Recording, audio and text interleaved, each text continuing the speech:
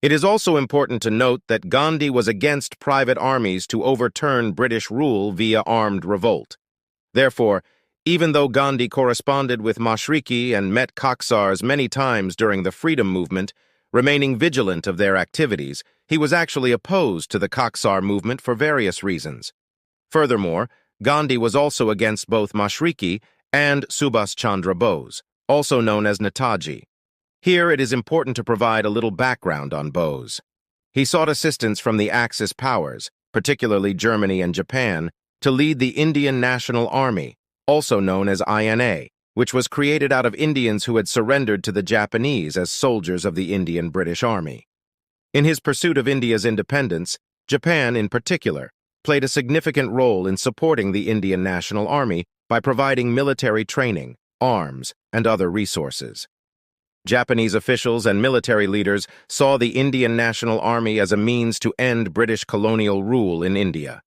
Bose took over the Indian National Army in June 1943. While there are no known instances of a face-to-face meeting between Mashriqi and Bose, the Khaksar circle suggests that Bose closely observed Mashriqi's actions. For example, Mashriqi did not think Gandhi's methods could ever bring freedom. Subsequently, Bose emulated Mashriqi by embracing his tactics and employing military organization in the pursuit of liberating the Indian subcontinent.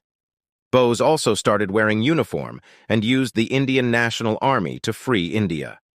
In the 1930s, Mashriqi had inducted women into the Khaksar movement and issued currency notes intended to be exchanged for regular currency after India achieved independence.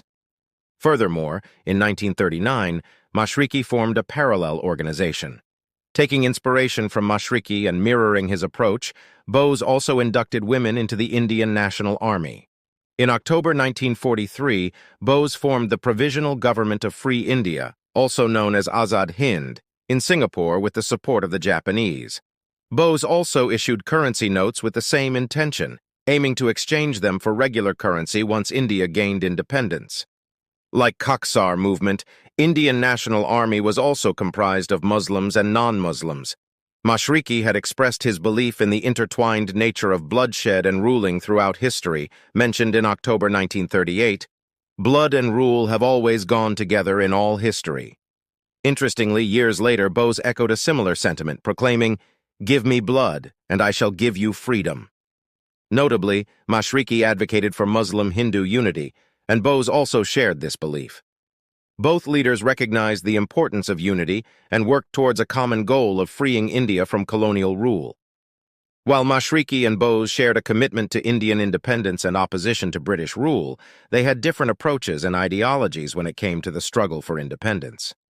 Bose, at its peak with about 40,000 personnel, focused on armed resistance and forming alliance with Japanese during World War II, whereas Mashriqi believed in the strength of his nation and formed an army of over 5 million Khaksars who did not take any funds or favors from foreign sources. Mashriqi even formed branches of his party in different countries, but never took foreign assistance in any form. In 1945, Subhas Chandra Bose witnessed the surrender of his Indian National Army to British forces. This event marked the end of Bose's role in the freedom struggle, regardless of whether he was alive or dead. Prior to the surrender, although Bose had been fighting from outside India, many viewed him as an Axis puppet due to his alliance with foreign powers, as no one provides help or offers a free lunch. It's worth noting that the documentary, considering its focus on Allama Mashriqi, may not delve deeply into this perception. However, for this reason and others, the public looked up to Mashriqi to achieve their freedom. For example, the Indian Express, dated June 18, 1944, reported that Lala Ram Ratan Gupta, a member of the Central Legislative Assembly, had written to Allama Mashriqi requesting him to try to achieve Indian independence first before attempting to solve the problem of Hindu-Muslim unity. This was because Mashriqi's army of millions of Khaksars, spread across the entire India, including Burma, had been fighting from within India and without foreign help, which led the public to have high expectations of Allama Mashriqi in achieving Indian independence. To the masses, foreign assistance would have meant replacing British masters with new foreign masters. Furthermore, the reason why the masses admired Mashriqi was that he was boldly challenging the British rulers right under their noses, which was unprecedented. The masses had not witnessed such courage from leaders of any faith, be it Muslim, Hindu, or others. The key reason for this was that Mashriqi possessed an incomparable and dominant street power that others lacked.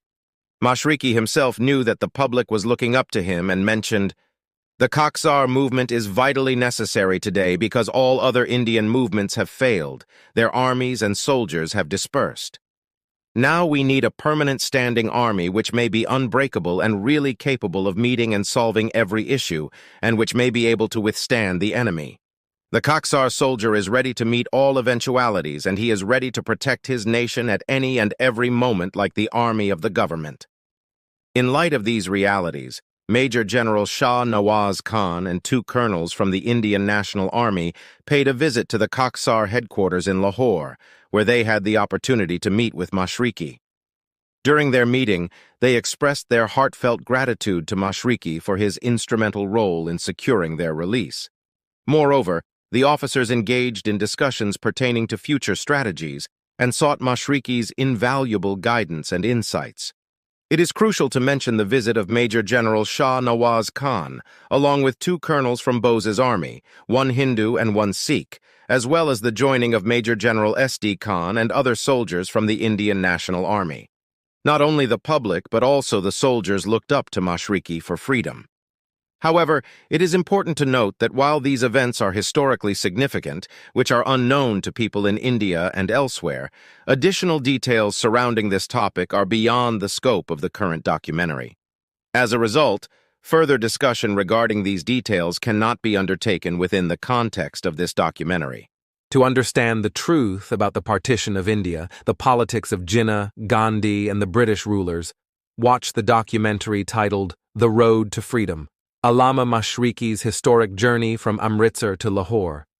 Additionally, read or listen to the audio version of the article named The British Chessboard, Jinnah, Gandhi, and the Strategic Divide of India, both of which are by scholar Nasim Yousaf and available on social media.